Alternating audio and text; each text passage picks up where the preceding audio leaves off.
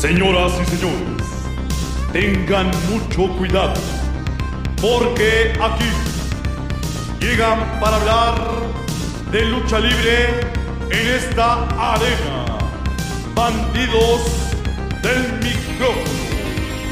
Rondan este territorio. Señoras y señores, llega hasta este escenario el coyote rápido, Jay.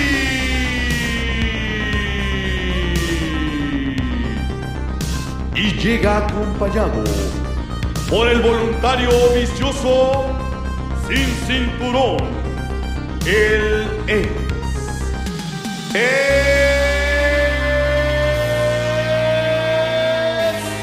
Cody. Y llegan para presentar de Rudos Podcast.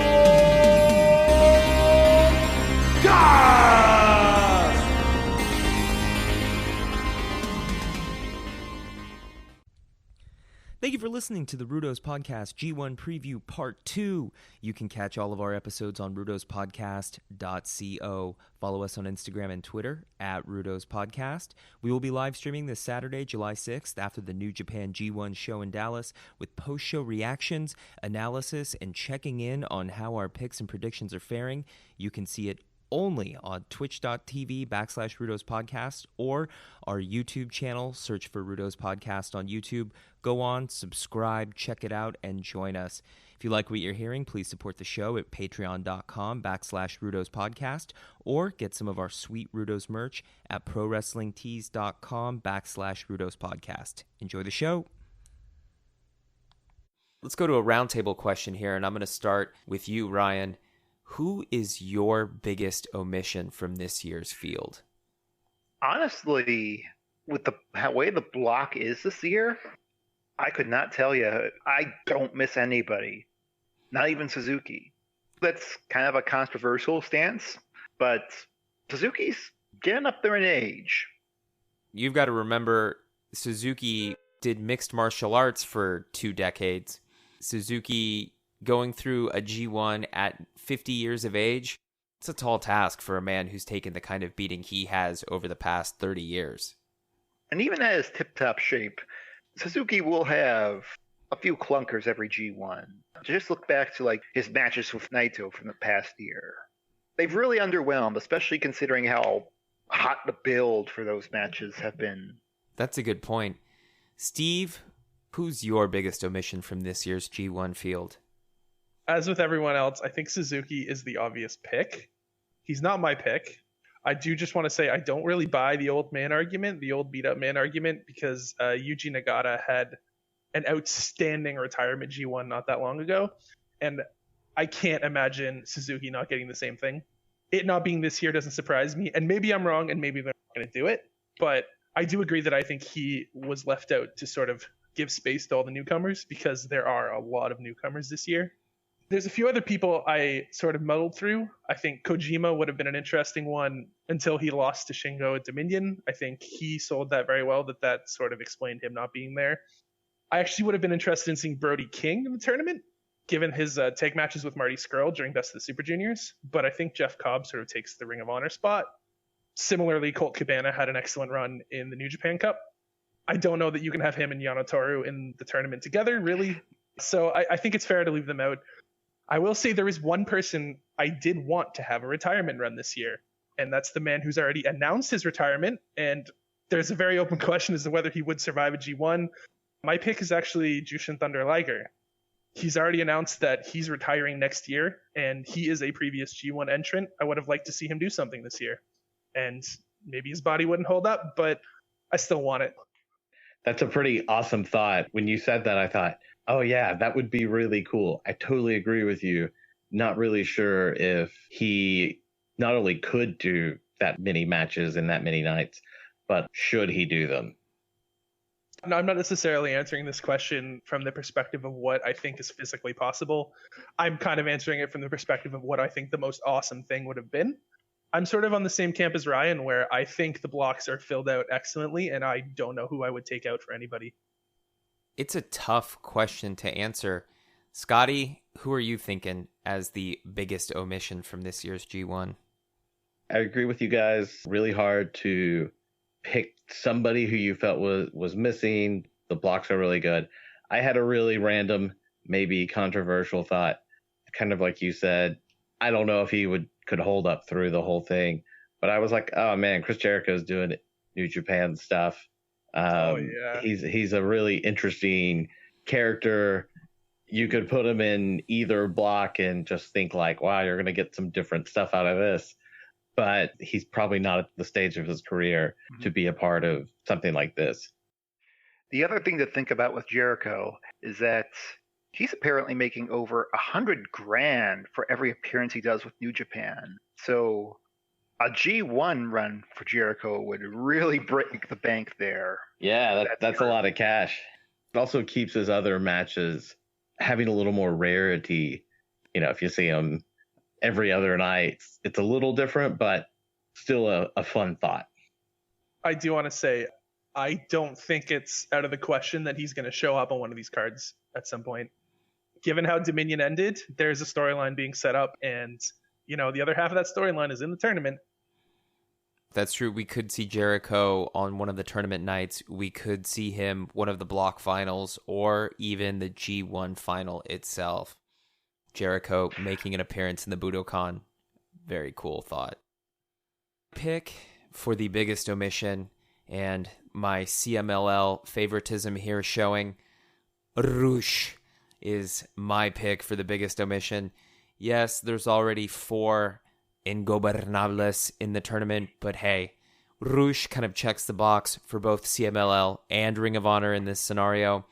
And let's face it, who doesn't want to see Rush in one of these blocks having some fantastic matches?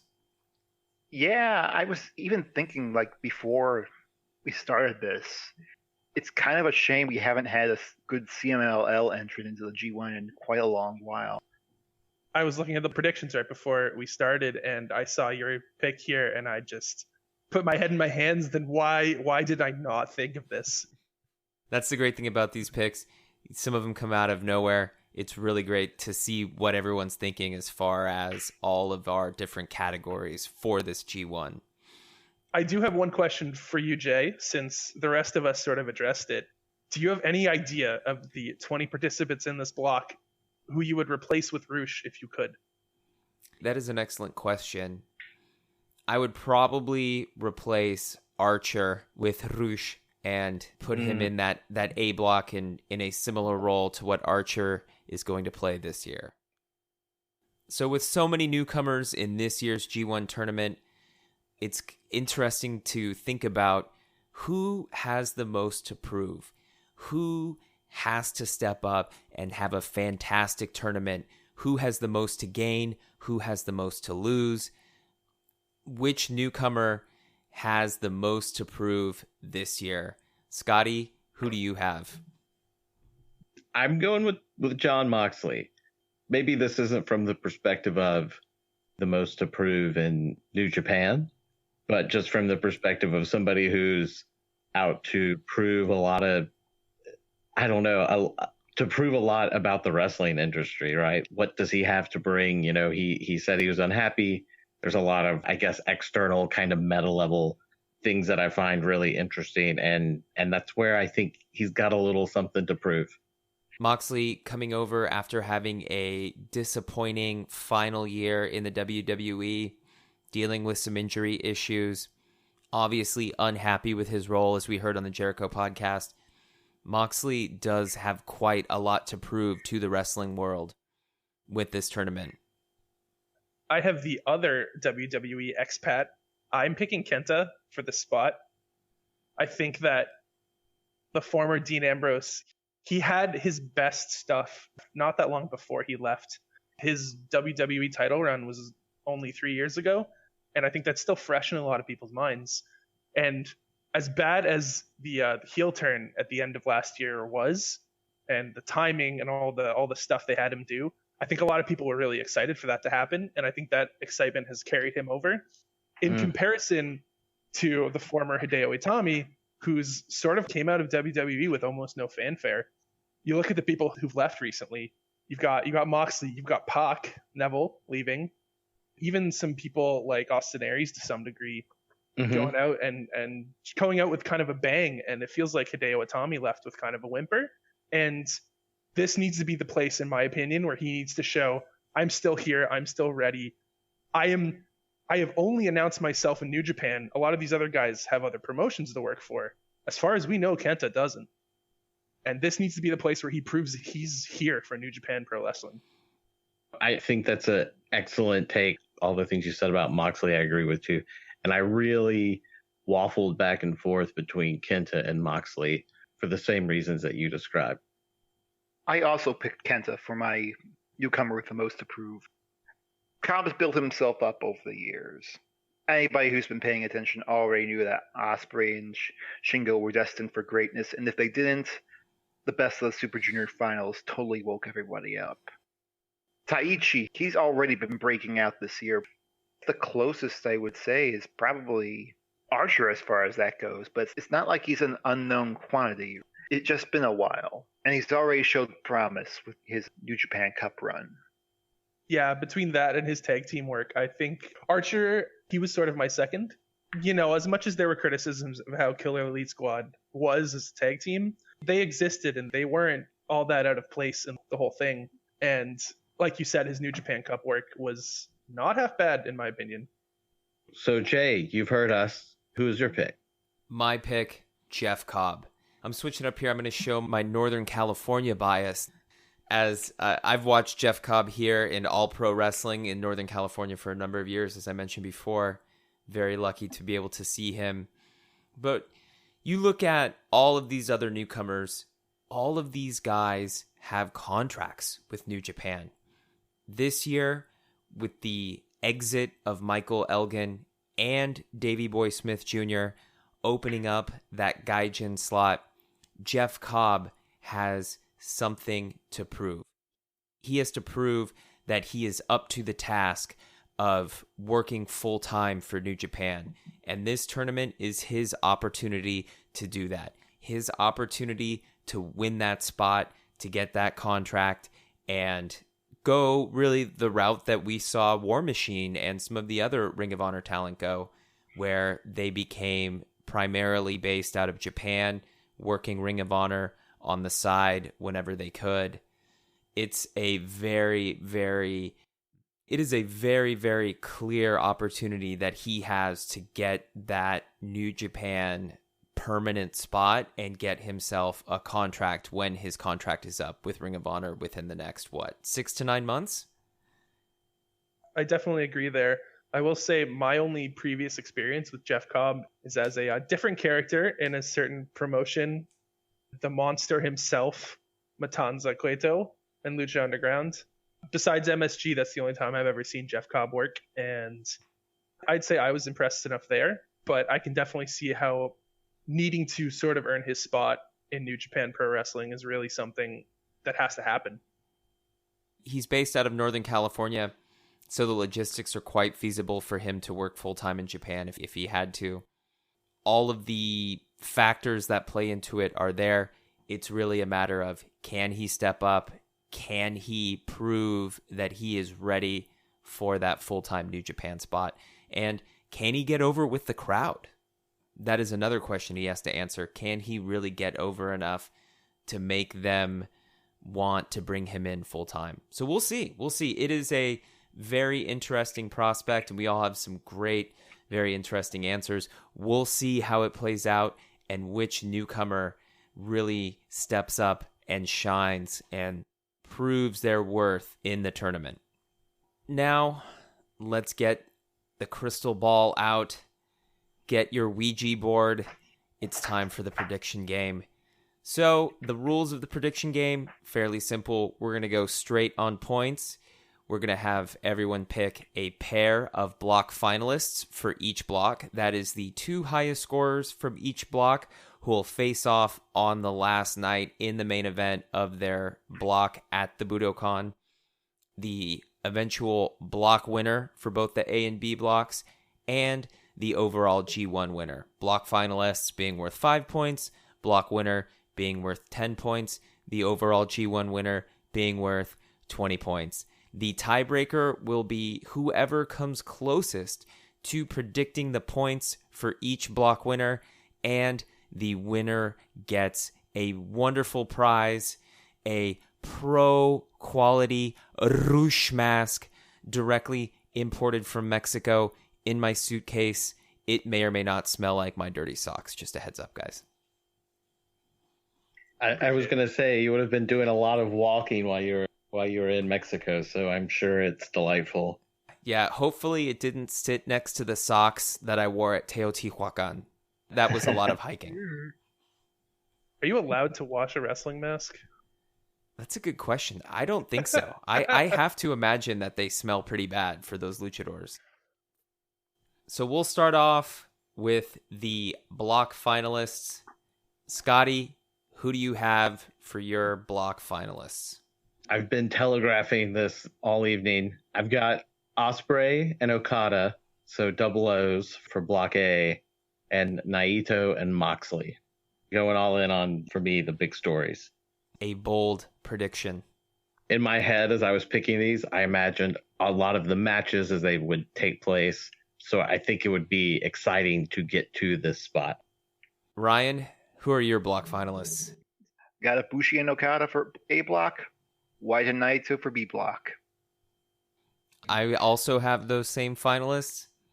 I think Ibushi and Okada are going to tear the house down in the Budokan, and I'll tell you what I think is going to happen for the B block a little bit later when I give you my block winner prediction, but I am in agreement. I think those four are going to be the finalists. I am very close on your heels. I think I'm picking the same four because I'm forced to go with four. I actually have, in the A block, I have Okada being the point leader over the next two people under him, as Will Ospreay and Kota Ibushi. I have him leading them by 1 point. So I'm not sure how that's supposed to shake out in terms of block finalists, because ostensibly I have three people with the top two sets of points. I think I'm picking Ibushi and Okada, who's the final match and essentially the match that the points are leaning on. But I got a neck and neck in there. I have Ibushi as my A block winner. I think Okada is going into the final night 1 point ahead. I think he's leaving the final night 1 point behind. I do have Ibushi and Okada after the final night, but going into the final night, there's a neck and neck run there. And for me, my B block winner, I have Jay White. I'm not going to lie. A large part of that is because I really don't want to see Naito and Ibushi kill each other again. And I'm pretty confident that Ibushi's making the finals.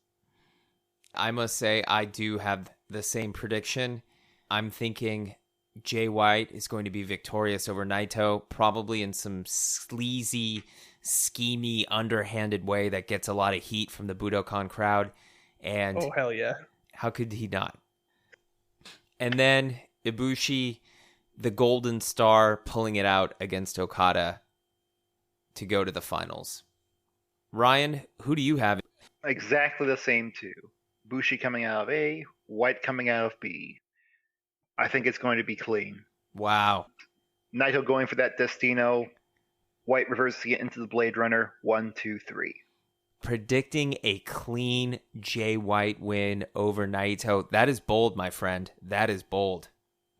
I like you guys' picks, each of them. I don't have a lot to disagree with, but mine are totally different. Yeah. I mean, I had a different Final Four, so obviously it had to be different. I have Ospreay and Naito. I'm riding the Ospreay wave right now, and coming out of Block B, I mean, I do think it's close between Naito and Jay White. For this match, I put Naito going over. That is a very, very interesting prediction. That's a hell of a finals, too. I'm also, have to admit, I've been very bad at picking brackets or anything like that for the last couple years. Take it with your own grain of salt. There is a strong chance I'm going to scrap half my predictions tomorrow morning or something like that. I am so uneasy about all this. That is a wide open field, and let's face it, these two combinations of a G1 final, they're amazing. You really can't go wrong with any of these guys going up against each other in the final. And so, Scotty, who do you have as your G1 winner, coming out victorious between Naito and Ospreay? I'm riding the Ospreay wave. I'm projecting a little bit, but I do think like this could be an event to rise him up to that upper echelon because he performs like he belongs there. So we shall see. Steve, Ryan, the three of us have Ibushi and Jay White going up against each other in the final. Let's see who has the different predictions for the overall G1 winner. Ryan, we'll start with you. It's Ibushi, no doubt. The Golden Star. Golden Star over the Switchblade. He is a fantastic wrestler. The people love him. The Budokan will be crazy. Do you think he tries to moonsault off of something? You can never discount that possibility with Ibushi. But he did manage to contain himself last year. That's true. I'll give him that. Maybe New Japan greases the wheels with the building and we get to see Ibushi jumping off of something because he's going to pull out all the stops. After losing last year to Tanahashi, everything is on the table, including doing a moonsault off of something incredibly high. Steve, who do you have victorious in your G1 final? It's Ibushi, no doubt. I spent a really long time thinking about this. I think it's super close. I just couldn't think of anybody else in the block. I wanted to beat him and take that briefcase because I don't think Naito versus Okada is what's going to happen in Wrestle Kingdom. That's basically it. Essentially, what it came down to was, what do I think of the two is going to be capable of drawing an entire Wrestle Kingdom night on its own, given the fact that the coming Wrestle Kingdom is 2 nights. And in my head, it's obvious that the IC title main event's one show and the heavyweight title main event's the other. That is a very, very interesting point, and we really haven't talked about that so far. Wrestle Kingdom being broken up into 2 nights, that obviously plays a role into how Gato books the G1 Climax final. You're right, that is something to keep in mind that we have not previously mentioned. The other component of how my final shakes out is that I too think that Jay White is going to beat Naito in a less than clean manner, because I think the main event of night 1 is going to be Naito versus Jay White for the Intercontinental title. Ooh, that is a tantalizing prediction there. I like it. I must respectfully disagree with you two gentlemen. I personally breathe with the Switchblade. I've got Jay White winning the G1. I'm going bold here. I'm swimming against the stream. I'm the salmon swimming upstream here. I'm going Jay White to win it. I'm breathing with the Switchblade. Gato, here's my thought for it. Gato has obviously shown he has a ton of confidence in Jay White, putting the IWGP Heavyweight title on him over Tanahashi in a very surprising victory. Gato loves Jay White, and this is his opportunity to prove that he is truly a main event level talent by main eventing Wrestle Kingdom against Okada, a rematch of his championship loss against Okada at Madison Square Garden, doing it in Tokyo on Japanese soil. This is Gato giving Jay White his chance to prove that he is really at the level of Okada, Tanahashi, Naito, and really a true main event level talent. I think he's ready. I think he's ready to be a top star. As we talked about before, his performance in the G1 last year was a huge breakout for him. I think he's ready. I see him winning, taking the briefcase, and just being the most obnoxious, smug fucking asshole in the build-up to Wrestle Kingdom. I'm kind of on board with you, and that's why I waffled so hard on this decision. I think one important aspect of this is the fact that basically what happened was before Best of the Super Juniors, Jay White usurped Gato from Okada, then the storyline never really finished. And I think it's totally fair to kind of expect that storyline to play into Wrestle Kingdom. Jay, I really like the way you think. I'm not going to change my pick, but I do like how you have that working out. It does sound very interesting, and that big time rematch at Wrestle Kingdom could be a huge event. Now, the only other thing is who was going to main event the other night at Wrestle Kingdom, right? You've got some possible matchups in there. Maybe we see Naito Ishii.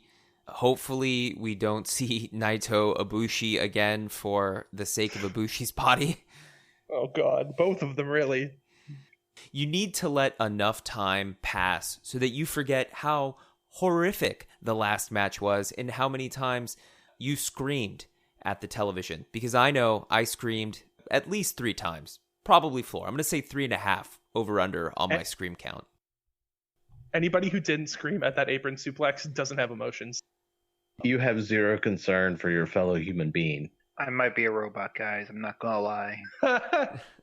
I'm so used to Coda taking dumb bumps, it didn't register at all. I just want to say, as I mentioned, I was waffling between Ibushi and Jay White winning this tournament. The alternate universe I had where Jay White wins the G1 and goes on to face Okada, I actually had my main event of night 1 being Tetsuya Naito versus Jon Moxley for the Intercontinental title. I think it'll have been just long enough for Moxley to have been in New Japan. He'll have gone through a G1. He'll have established himself. And my understanding is that All Elite Television, which I believe will have started by that point, is not going to get in the way of televised Japanese events. So I think he would be able to do it. And I think if you do that, you're going to draw a lot of overseas eyes to Wrestle Kingdom. That is an excellent point.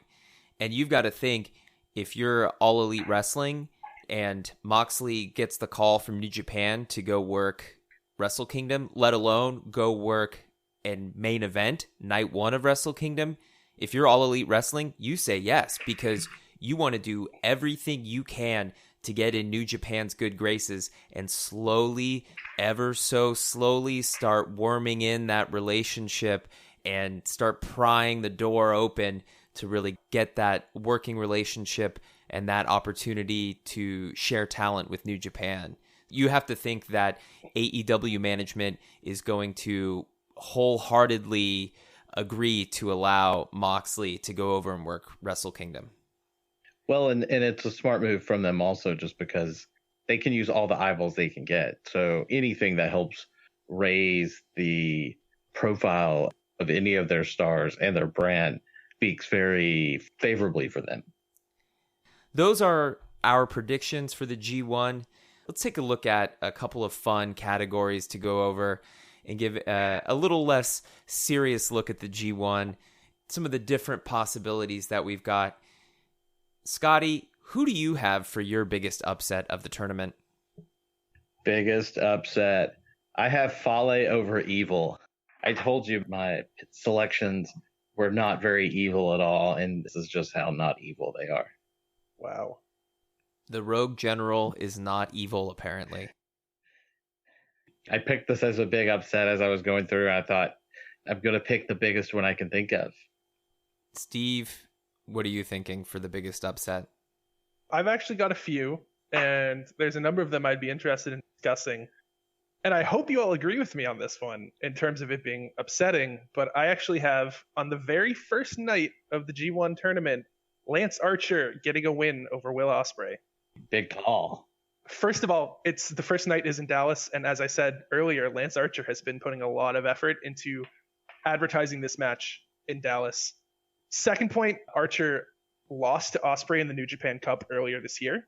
I think it would be really interesting for, of all people, Lance Archer to be the person who gets a win back over the junior heavyweight champion. I think it also maybe helps sell the story of Ospreay being a junior coming into a heavyweight world. He did defeat Archer in their previous meeting, but I think it would be interesting to sort of establish that these guys are heavyweights and these matches can go either way.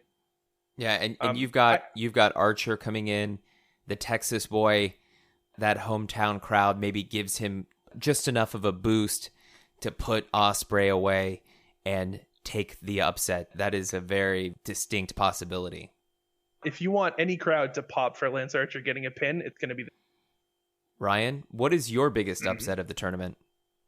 Firstly, I agree with Steve that I think Archer is actually going to go over Ospreay in night 1. But that said, that's not my pick for biggest upset. I think Goto's going over Jay White in the B block this year. Whoa. Ooh. Wow. Choki Hiroki stepping up and getting a win over Jay White. That is bold, man. Yes, getting his revenge win after his losses. I also agree with Ryan and Steve. I think Archer is going to beat Ospreay on night one, but that is not my biggest upset. I'm going really bold here. I've got Kenta getting a huge upset win over Kazuchika Okada to set up the traditional fall IWGP heavyweight title defense at King of Pro Wrestling. Kenta following in the footsteps of his former Noah compatriot, Naomichi Marufuji, who got that surprise win over Okada in the 2016 G1 and faced Okada in a losing effort at King of Pro Wrestling 2016. I think Kenta's following in his footsteps, and Kenta is going to pull off a massive upset and shock the crowd. I like that pick. Same. Yeah, I like that a lot. I will most likely be at King of Pro Wrestling this fall, so hopefully getting to see a Kenta Okada main event at King of Pro Wrestling Live, it's something I'm very much looking forward to. I hope that this comes true and we get to see a great match between the two at King of Pro Wrestling in the fall. You're trying to psychically coerce Gato into booking things just for you. Just for me. Gato, I'm free anytime, man. Gato, you just hit me up, man. You want booking ideas? We'll have our people talk to his people. Ryan, looking ahead, what's your match of the tournament? Super brutal, but I do think there's a clear match that has the highest potential ceiling as far as being a great match goes. I think that's Okada Ospreay on the July 20th Korakuen. Obviously, Ospreay has been on a roll. And it sort of eclipses that Okada is having one of his traditionally great years. The fact that I'm saying traditional, that sort of shows how under the radar it's been. Because we expect this from him by now. He always has great years. It's come to be the norm, right? Okada is Okada. He is the man. He puts on these amazing matches. It's so funny that these matches have now kind of become routine to us, right? Until we're actually missing it. See, Red Pants, Broken Kazu from last year. Lil Kazu with the balloons. Kind of sad. The pop for the shorts at Wrestle Kingdom is one of the best pops of the year. He's still getting little pops for that. I wish Taichi and Okada were in the same block so they could both rip off their pants at the same time. I think you can sell it as Taichi needing to go full power right from the start. But yeah, Okada Ospreay is my pick. Ospreay Ibushi, I think, could get awfully close, though. That is a very interesting rematch from Wrestle Kingdom. Man, it's tough to choose. Speaking of which, I did actually go with Ibushi versus Ospreay for my match of the tournament. So I'm right there with you. Two of the most dynamic performers in this block that is filled with dynamic performers. And, we've talked a lot about both these guys. I think it's just going to be fantastic. Both having big years. This is part of why I think of Ospreay, like, he's got to have these different moments to keep kind of springboarding up throughout this tournament. Ospreay is going to have a lot of opportunities to prove that he is a true top-level main event talent. Steve, what do you have as your match of the tournament? Well, I went with the other Okada match. My pick is Kazuchika Okada versus Kota Ibushi. It wasn't that hard for me to pick this, even though I think there's a lot of contenders this year.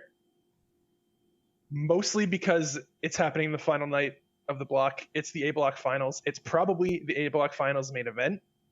I think going in, it's going to be the fact that the winner of that match is going into the finals of the tournament.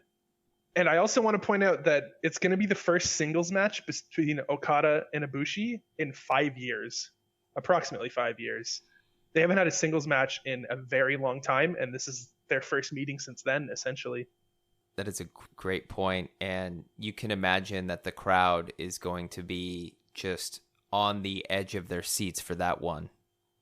My one worry about that match, that last singles match between Okada and Ibushi at DDT, it underdelivered a little bit at the time, which is to say, it was merely a 4-star match, which is certainly since then,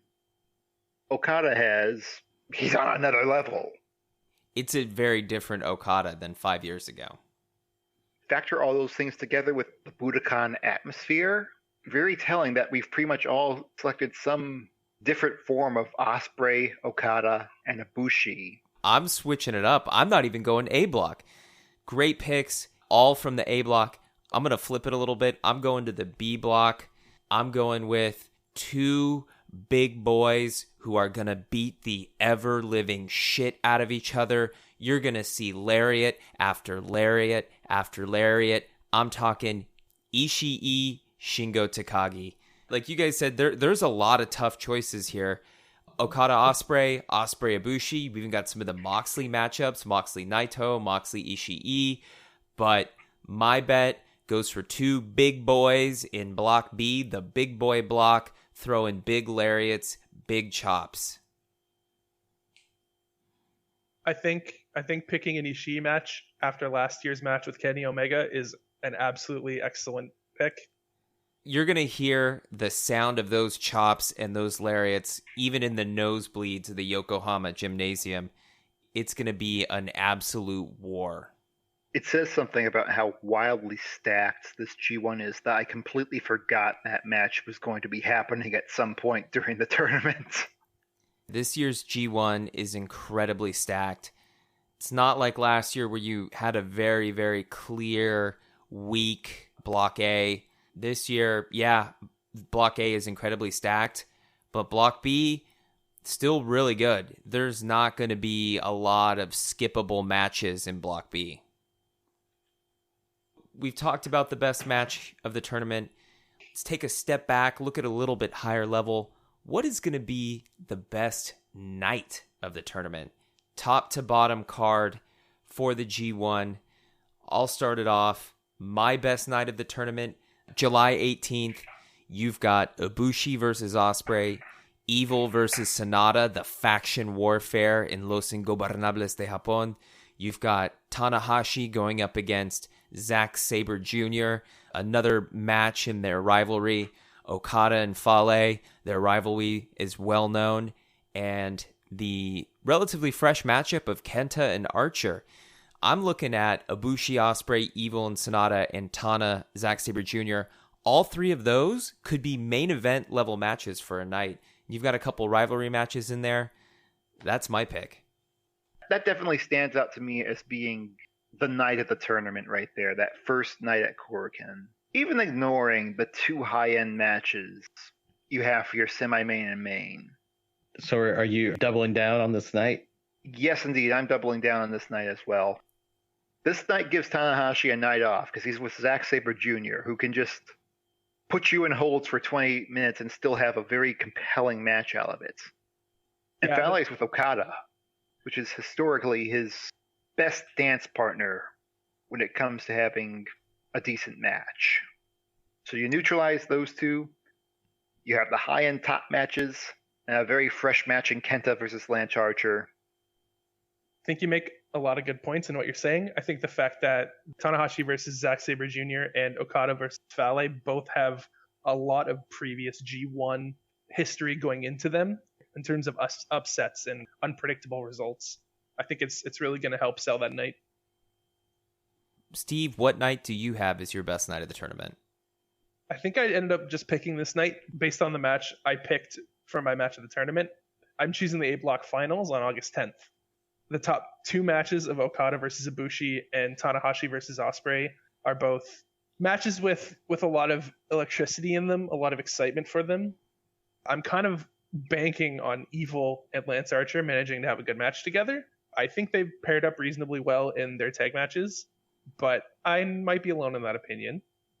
And I'm also really banking on Kenta and Zack Sabre Jr. matching up together well. I'm not 100% sure how good Kenta's submission game is, but I think it is, and I'm looking forward to it. And the final match to round out that night is Sonata and Fale, which I guess I'm kind of treating as a throwaway, and maybe I shouldn't have any throwaways in my best night. It's hard to predict for me who Sonata has chemistry with and who he doesn't, and I'm hoping this is one of them. I picked the same night for mostly all of the same reasons. I mean, Okada, Ibushi at the top, Tanahashi, Ospreay also that evening, and it's at Budokan. I'm game for this one. Looking at it on our categories, our final category, a fun little category here, the C Block champion, the unsung hero of the tournament. Who is the best wrestler in the undercard tag matches? Who's not in the G1? Scotty, who are you thinking? Are you reading my mind? I picked Shota. I'm just so into and Moxley and their newfound friendship or whatever. I went out on a limb here. Shota is definitely going to learn a lot about inflicting violence on people from Jon Moxley, his new mentor. That could be a very interesting story that develops over the course of the tournament. Steve, who do you have penciled in as your C Block champion? I feel like this is kind of a long shot as to whether he's going to consider himself in the C Block, but I think he has some history with some of the other C Block members. I'm choosing the spurned man of the tournament, the partner of Zack Sabre Jr. I have Minoru Suzuki as my pick, tagging with Zack Sabre Jr. across all the block nights, and the fact that he's there and tapping out a bunch of other people, especially people like Yoshihashi in there too. I hope he just comes out and says, "You all suck, don't leave me out of the tournament, I win C Block." Just think about how terrified the young Lions will be when you have to sit ringside and you've got an angry, pissed off Suzuki left out of the G1. He's going to be looking to take that aggression out on some people. It's going to be his opponents, and I think it's going to be a few of those poor young Lions ringside. I'm actually with Scotty here. I gotta give it to Shota right now. Not only do we have a lot of fun character work coming up with Mox, we've also got him squaring up with some of those LA Dojo young Lions. With Connors, Coughlin, and Fredericks making their New Japan debut, it's going to be interesting to see how the young Lions interact with their new compatriots from across the Pacific. Violence. Lots of it. Shota's going to learn some new tricks. Shota's going to break out the weed whacker on him. Now we're talking. Watch out, LA Dojo guys. Shota's coming with the weed whacker. I'm choosing the crown jewel, Chase Owens, as the C Block champion. I think his very lethal package pile driver is going to lead him to victory. He's going to be dropping many young Lions on their skull and picking up some wins with his Bullet Club compatriots, Jay White and Fale, in those undercard tags. The G1 will start July 6th in Dallas. It's going to be hot as hell outside the arena. It's going to be hot as hell inside the arena. We'll see if the tickets move between now and then. Dallas in the summer, it's a tough sell for a destination wrestling event, but New Japan has definitely built up a lot of excitement around the G1 tournament, and we'll see how it does. Thank you, everyone. Thank you guys for joining us. Steve, Ryan, it's been a blast having you on the show, talking about the G1. Thank you so much for taking the time to join us. Thank you very much. Thank you, Jay. Thank you, guys. I'm going to win that mask, if only to see how bad it really smells. So, thank you. This is Scotty Nobelt. This is Jay. Thanks for listening. Enjoy the G1 Climax. Thank you for listening to our G1 prediction show. Catch our live post New Japan G1 Dallas kickoff stream this Saturday, July 6th, immediately following the show with reactions and analysis on twitch.tv/Rudo's Podcast and our YouTube channel. Search for Rudo's Podcast on YouTube. Please subscribe and join us. We're going to have awesome live reactions, analysis, and see how our picks and predictions are doing.